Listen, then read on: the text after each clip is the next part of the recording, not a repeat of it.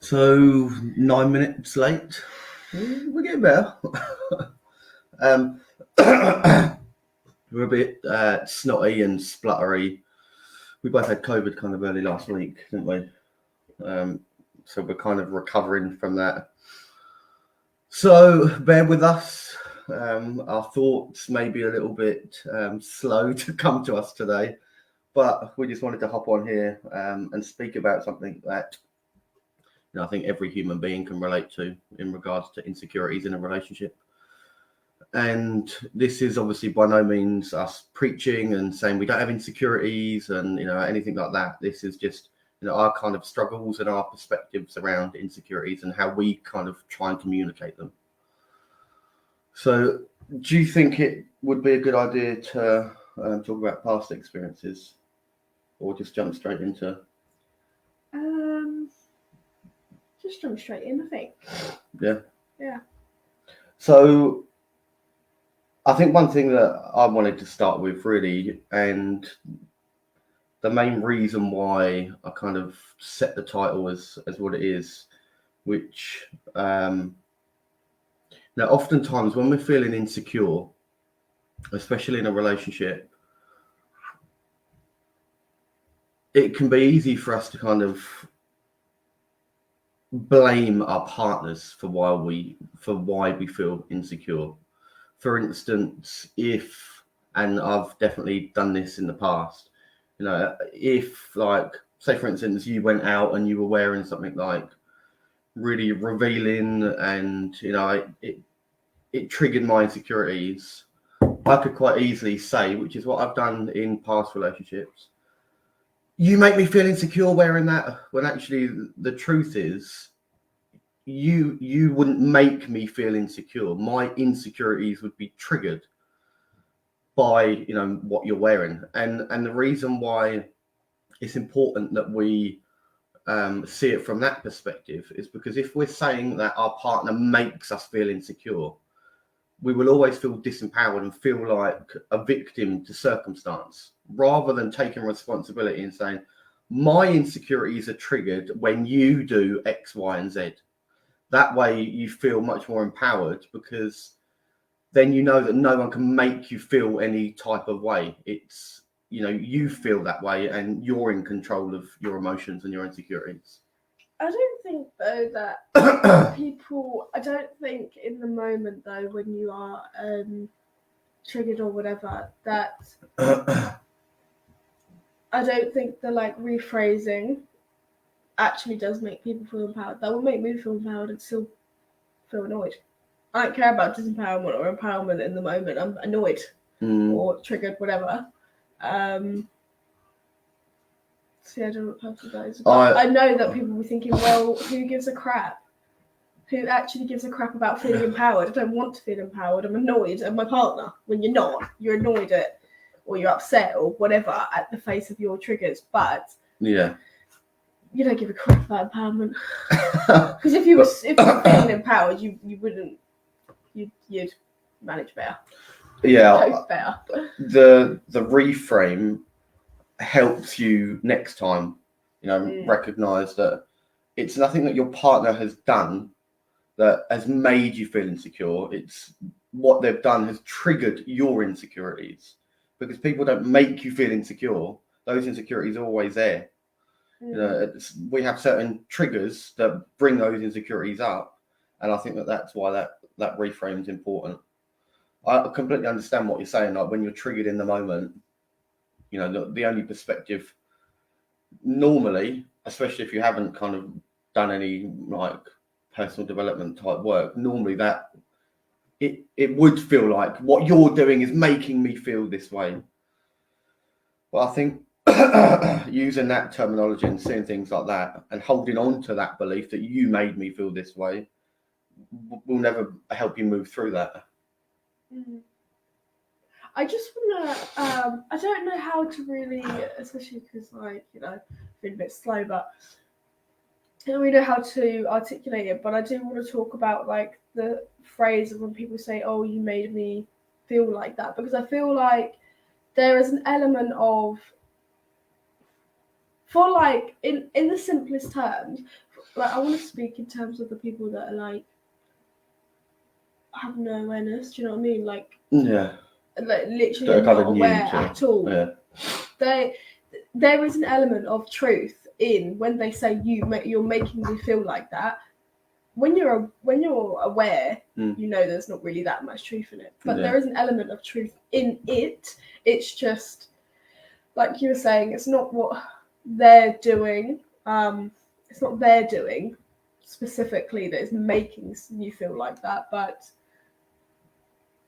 it's what they're doing is triggering you. Do you know what I mean? So it's something they're doing. Yeah. Because I think a lot of people just hear that and think, well, what do you mean? It is what they're doing. Like, I think sometimes you just Let's give an example then. Right. What's one that you can think of right now? What, me? Well, just distracted. Oh well. Oh, I don't know. Phil, come on. Excuse me. Oh, nice. Stop shaking him because people will get bummed. Yeah, sorry, an example. Well, just any example. Let's just use what you said about like what clothes that someone's wearing or revealing clothes or whatever. Someone said, "Oh, you dressing like that is making me feel insecure." No one makes someone feel insecure. That's on them individually, but them dressing that type of way, their partner dressing that type of way, is making them not feel insecure, but it's making them triggered. Yeah, and so it is what their partner is doing. Yeah, but that's the differentiation. But it's not their fault. No, exactly, because their partner's fault. But it's that situation that is being the trigger. That is the trigger of the insecurity, not the whole that situation. You wearing that is making me feel, and I think this is why it's important to have that differentiation, because then you can recognise that and obviously we speak about this in like couples counselling and stuff. Like I'm not responsible for how you feel. You're not responsible for how I feel. And it's important to separate the two, because otherwise you fall into the realms of like codependency where I'm constantly trying to manage your emotions and the way you feel, and you're constantly trying to manage my emotions in the way that I feel. And it creates this dynamic where you almost kind of like baby each other. And that's not, it's not a healthy relationship. And also, you feel so like entangled that you almost kind of, you don't know where your partner ends and you begin. And that kind of line, it's a dangerous crossover, because if you ever do, heaven forbid, break up, then fuck me, like it's 10 times harder, because you don't, as you say, you don't know actually your whole identity was merged with someone else's. And then it's got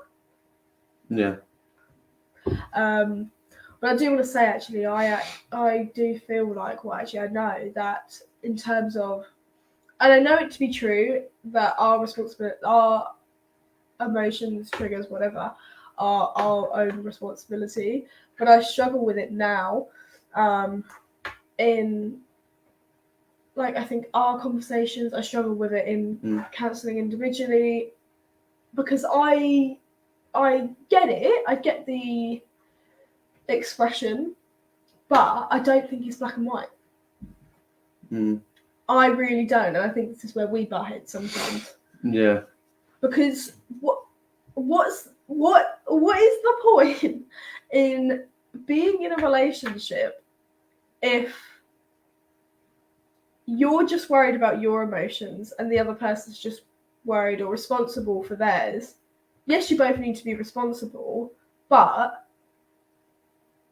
that's just too black and white, because situations and things that occur in relationships, they're not black and white. So to put a black and white concept on it, I don't think that it works. And I think that's where we butt heads, and that's something that then we speak about when we go to couples counselling and things like that, because it doesn't work like that. To me, it so doesn't work like that. Because then you bring in relationships, you bring in elements of like compromise and just being aware and being supportive of your partner's feelings. This is probably a really unpopular opinion, and this is something that I speak about, we speak about. I don't believe in compromise. I don't believe in compromise in a relationship. Full stop. Well, I think that's ridiculous. Hear me out. No, but I do. I genuinely do, and I know this is something that we don't agree on, because I think that's just insane. Because it comes back to the black and white, like sort of like concept, yeah. And it doesn't work like that. I just think that's insanity. I do. I think it's just ridiculous. So yeah, carry on. So the way I see compromise, and the way a lot of people view compromise, is for you to, kind of have what you want, and for me to kind of have what I want, you have to sacrifice parts of yourself or the situation. That's compromise. I don't believe in, because essentially what you're saying is you can have 75% of what you want, and I can have 75% of what I want. This feels better for me viewing it like this, and this is why I don't believe in compromise. Because if you truly wholeheartedly love your partner and can manage your emotions so you can fully support them, I would want you to have 100%. And I wouldn't see that as a compromise. I wouldn't need to have something as well as you having something. That wouldn't be a compromise to me. That would be me supporting you and enabling you to have what you want without any type of, well, you can have this, but I kind of, this is why I don't like it. Like I would see that as me supporting you. That's not me. That's not me compromising. That's not me sacrificing something that I want. That's me just wanting to support you 100%. Well, I think personally, don't take this the wrong way, but I think you're looking at it with an altered lens. I don't think that compromise equals sacrifice. I don't. And compromise as well is, as I say, it's not sacrifice. It's it's not that, let's compromise on this and you'll never have this. Sometimes compromises is, can we put this to one side and take some time and then revisit? Do you know what I mean? It's not just about complete sacrifice. Like that's why I don't see that as compromise. I would see that as working together and being supportive. Compromise means that you both kind of almost get what you want, but not really. Yeah, but what about in the situations that your partner is requiring support from you? Say I'm requiring support from you that you see as some compromise, some sacrifice, some support I'm momentarily asking you for, and you see it as a compromise or a sacrifice or whatever, and I'm only asking for it momentarily. You can say, I would support you 100% and blah blah blah. Yeah, in the things that you're comfortable with. It's easy to do it with the things that you're relatively comfortable with, or the things that that might be a struggle, but you could hold your own in. That's easy to say, but it's in those times that your partner requires something of you that, you might not really want to do, or you might not want to put something on the back burner, but that would really support their emotional healing. You're not even responsible for them. That's exactly. I wouldn't see it as, I suppose I would support you, and my needs go on the back burner. I would see it as I get a choice, and this is again about creating separation in our identity. I would get a choice to either meet my needs, and that choice would be perfectly reasonable, or meet your needs and support you. It wouldn't be. I wouldn't see it as I'm putting my stuff on the back burner to support you, I would see it as I'm fully supporting you right now. That as soon as I start to say I'm supporting you and I'm putting my stuff on the back burner, that's compromise. I see that as codependency. But what if momentarily your stuff has to go on the back burner? But this is what I'm saying. Because it's conflicting. This is what I'm saying. You're right, but the terminology that I'm using is I wholeheartedly want to support you through this. Not because if I support you through this, then my stuff can come back on the table. Because then it's kind of it doesn't feel. I don't know. It doesn't feel like truthful and honest. Like I would get a choice to fully support you. Full stop. Not well. If I support you now, then my stuff can come back, because that just doesn't feel good to me. What feels good to me is knowing that I'm supporting you wholeheartedly without me telling myself I'm supporting you wholeheartedly, but my needs have to go on the back burner. But what if then the needs are conflicting? Well, it depends how big the actual thing, situation is. But let's make it really kind of like basic and simple and not that much of a big deal. Like if we were going out, say on like a date night, and I wanted to go for an Indian and you wanted to go for a pizza, like how would you view that? Well, if I just say the first thing that comes to my brain, which isn't actually really related, well, what I would do is I would not get a pizza because you're gluten free, so you probably can't have pizza. So I'll go for an Indian, even if I don't really want one. Yeah, this is what I mean. And that's gluten free. It's not because I wanna. For you. Yeah, so you're doing it for me and pushing what you want aside. You're prioritizing what I want over what you want.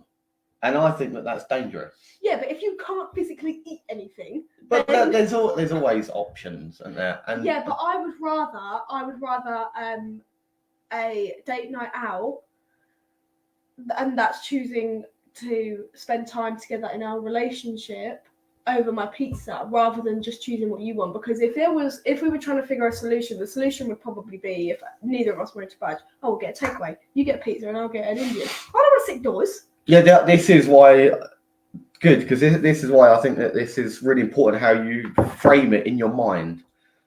You said, I would just want to have a nice date night together. That would be my priority.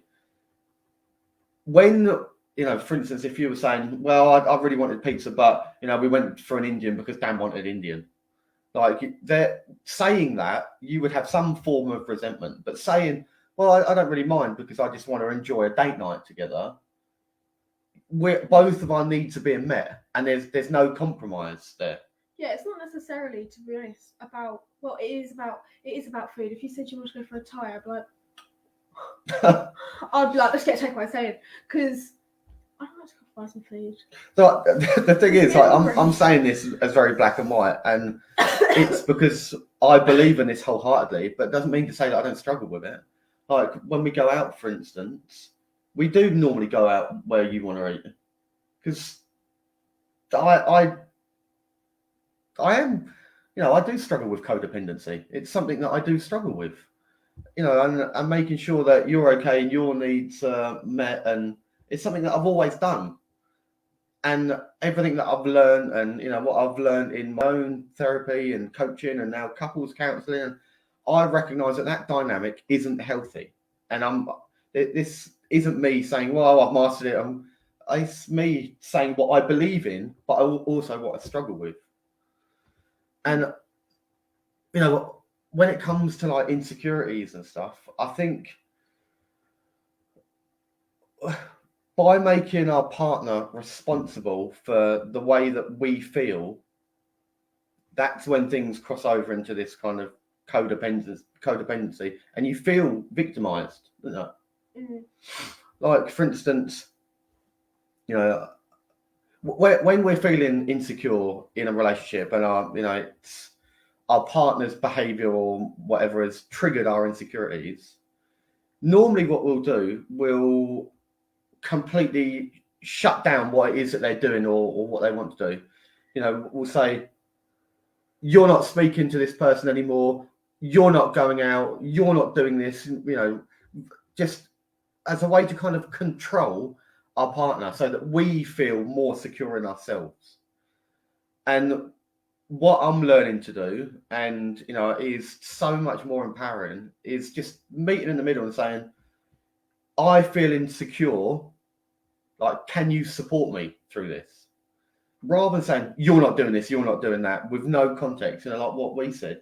As soon as someone says no straight away, without any context, it creates so much resentment because, first of all, you don't really understand what your partner actually needs from you.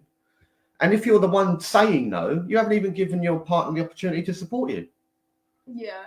You haven't even given yourself any opportunity at relief. Yeah. Because you ultimately just think the relief will come in that your partner just bowing down to whatever your demand was. And actually all that does is it makes you feel anxious. Because you know that by saying no, you're not doing that, or you're not speaking to that person, that's you don't feel 100% secure in yourself. The thought in the back of your mind is, oh, I wonder if they're still speaking to them. I wonder if they're still doing that. I wonder if, and then you start creating stories, and then you start checking up, and so just putting a controlling no on the situation doesn't actually really get you what you want anyway. I think you need to when you get. Are you there? Hello. When you get when Oh dear. I can't remember anymore. When you without saying no, when you are trying to, I think, explain to your partner, if you haven't said no, like I'm one of these people that I'm like, oh, I never say no. There might be times where I've actually been triggered AF. I've gone, oh God, no way. Yeah. No way. But then in our counselling sessions, I said, you know, nothing is a definite no. You know, I'm a big believer in how do you know if you don't like something if you haven't tried it at least once. But you need to, I feel like people need to be able to actually explain to their partner what it is that they actually need and what it is they mean. Yeah. I feel like sometimes we are, personally, I think we are trying to talk to you like from two different, obviously, perspectives. You're you and I'm me. But I feel like we are trying to get to the same goal, but we use such different language. And 9 times out of 10, I don't know what most of the shit that comes out of your mouth means. Like, I do rationally, but I'm not talking.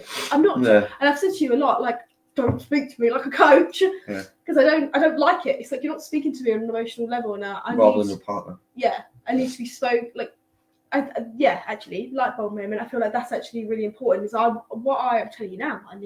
What I need is to be spoken to with emotional language, not empowering and I don't know. Empowering is like actually an emotion, but not emotion, but like a descriptive emotive word. But just with normal, basic, simple emotional language, rather than rationalizing and coaching terminology and blah, blah, blah. I don't want that. Do I? When you're speaking to your partner, like when I'm speaking to you, if I need some support or I'm triggered or whatever, and vice versa, am I speaking to you with a professional like? Am I coming to you with a professional question? I'm coming at you in an emotional state of mind, not a rational one.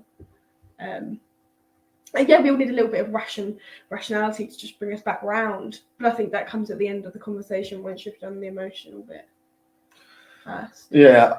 You just need to get clear on the language and make sure you both understand the language that you're both using. Yeah. Because, you know, having a speech conversation is better than a text one, but it's still open to so much misinterpretation. I feel like there's been probably numerous conversations we've had that we've literally just gone like this, or you're saying something thinking we're on the same path, and I'm literally like, and then I'm like, what are you talking about?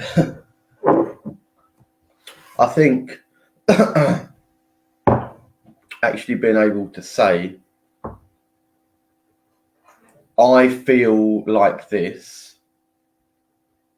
I need X, Y, and Z from you, actually allows you the opportunity to get that need met, whether it's reassurance or support in whatever way, however that looks. And it also allows your partner the opportunity to meet you there. But also something like more important is, as soon as you say no, like you were saying, with zero context, instantly it feels like a definite no, full stop, forever.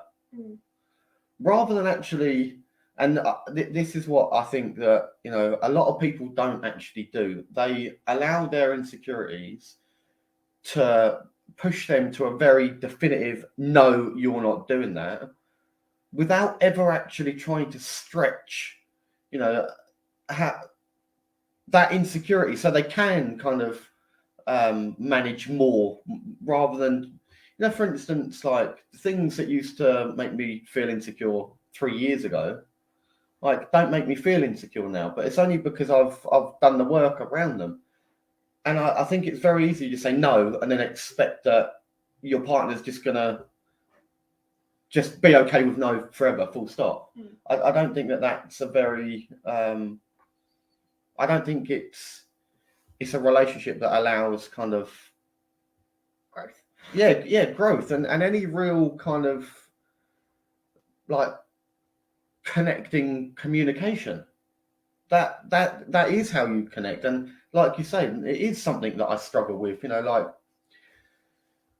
don't know, I can't really think of an example, but if, for instance, I don't know, say you wanted to go and do something and like it really triggered my insecurities,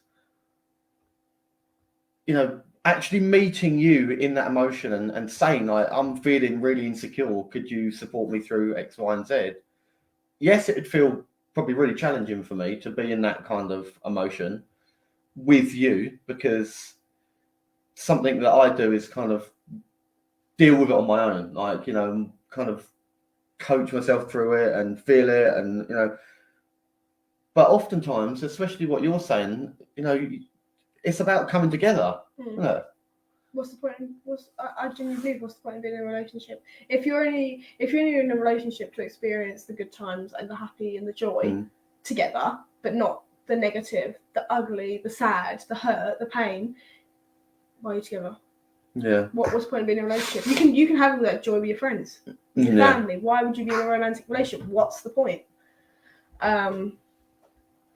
Yeah, and just getting back to what I was saying, actually, in terms of using emotional, like, based language and things like that, is, to be honest, I know definitely for me, and I know for a lot of people as well, that you don't want to be spoken to immediately with rationality, because you're speaking from emotion, and you want that emotion to be heard.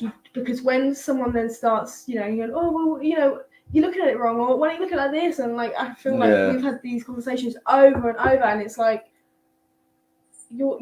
it sounds so dismissive of the emotion. Jump straight to the solution. It's like, no, because you can't just skip over the emotion. And if that emotion that you're expressing is then uncomfortable for your partner, I feel like maybe sometimes it's uncomfortable for you, so then you skip to the rational. It's like the solution. What are you doing? Have you not even heard me? You've not even just heard this gut-wrenching emotion that I have just expressed to you. This vulnerability that has leaked from my mouth. And you're trying to give me a solution. I don't want a solution. Yeah. Just want you to hear me and, offer a few words of reassurance. Yeah. Reassurance is definitely something that I struggle with, to be honest. Because... come on. Oh. I've always seen kind of reassurance, and when I've needed reassurance, it's made me feel weak when I've needed reassurance. And what I used to do, in like past relationships, if I needed reassurance, I would get very kind of defensive, normally have an argument, instead of actually just asking, like, hey, I'm feeling this way, I need a bit of reassurance. which is really what we're saying when it comes to like our insecurities in a relationship. If you can actually voice how you're feeling without it being your partner's, your partner is to blame, because every single time you start, you say to your partner, you're making me feel this way. It's, oh, Bill, come on.